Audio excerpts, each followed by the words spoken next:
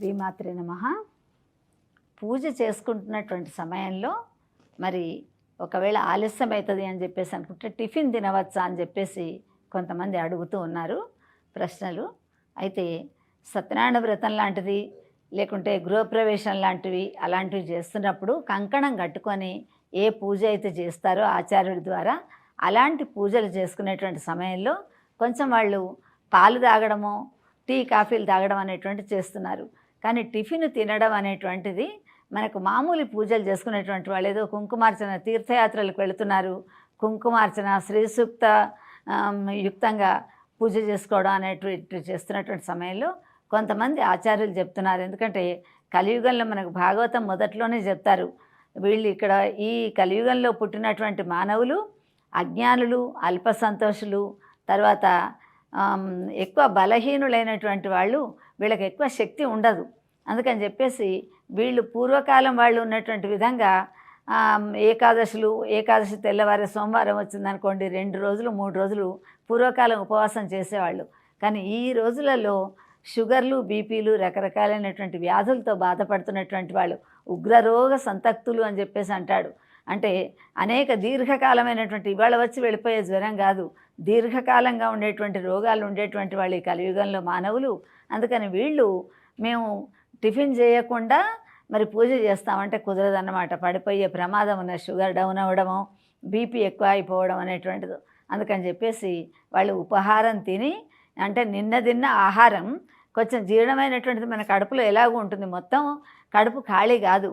అట్లానే టిఫిన్ తిన్నటువంటి సమయంలో టిఫిన్ లోపలే ఉంటుంది కాబట్టి మనం ఆ సంకల్పం చెప్పుకునేటప్పుడు స్నానం చేసి పైన ఉపరి భాగంలో ఏ విధంగా శుద్ధి పొందుతున్నామో అలాగే పూజ చేస్తున్నటువంటి సమయంలో ఓం ఆచమ్య కేశవాయ స్వహ, నారాయణాయ స్వహ, మాధవాయ స్వహ, గోవిందాయ నమః అని లోపల ఉన్నటువంటి భగవంతుడు ఎవరైతే ఆత్మారాముడు ఉన్నాడో అతనికి కూడా మనం అభిషేకం చేసి శుద్ధి చేస్తున్నాం. అందుకని చెప్పేసి తినడం తినకపోవడం అనేటువంటిది వాళ్ళ యొక్క ఆరోగ్య పరిస్థితులను అనుసరించి వాళ్ళు తినవచ్చు. తినకుండా కఠినమైనటువంటి ఉపవాసం ఉండి కూడా ఇంత పూజ ఇంత దూరం వచ్చేసి ఇంత యాత్రా స్థలానికి వచ్చి చేసుకుంటాం, ఒక రోజు ఒక పూట తినకుంటే ఏమవుతుంది మనకు అని చెప్పేసి అనుకుంటారు. కానీ ట్యాబ్లెట్లు వేసుకొని ట్యాబ్లెట్ల మీదనే బతికేటువంటి వాళ్ళు చాలామంది ఉన్నారు ఈ రోజులలో. అందుకని చెప్పేసి తప్పనిసరిగా వాళ్ళు మరి టిఫిన్ చేసి పూజ చేసుకుంటే దోషం లేదు. భక్తి ప్రధానం భగవంతుడికి తప్ప మరి ఎన్ని కిలోల పూలు పెట్టాను, ఎన్ని రోజులు ఉపవాసం చేశాను, ఇంత ప్రసాదం పెట్టాను, ఇంత నైవేద్యం చేశాను అని చెప్పేసి చెప్పుకుంటుంటారు. భక్తి 3 రకాలుగా ఉంటుంది. ఒకటి సత్వగుణం అయినటువంటిది, ఒకటి రజోగుణం, ఒకటి తమో గుణం. అందుకని చెప్పేసి సాత్వికమైనటువంటి భక్తితో భగవంతుడిని మాత్రమే మరి ఉపవాసం చేయడం అనేటువంటిది భగవంతుడికి దగ్గర కూర్చొని భగవంతుని గురించి ఆలోచించేటువంటి దాన్ని ఉపవాసం అంటారు తప్ప కటికోపవాసం ఉండి ఏమీ తినకుండా నిర్జలమైనటువంటి ఉపవాసాలు ఉండి వాళ్ళు పూజ చేయాలి అని చెప్పేసి మనకు ఎక్కడ కూడా చెప్పలేదు. శాయశక్తులు ఎంతవరకు చేయగలిగితే అంత చేయడం అనేటువంటిది మంచిది. అందుకని టిఫిను చేయకుండా చేయలేనటువంటి వాళ్ళు చేయవచ్చు. ఒకవేళ ఉన్నది కదా చేస్తాను అని చెప్పేసి చేయడం వలన వాళ్లకు మరి మాటికి లేసేటువంటి పరిస్థితి ఏదైనా పూజ చేసుకున్నప్పుడు డిస్టర్బ్ అవుతామేమో అని చెప్పేసి తినరు. కానీ తింటే దోషం మాత్రం లేదు.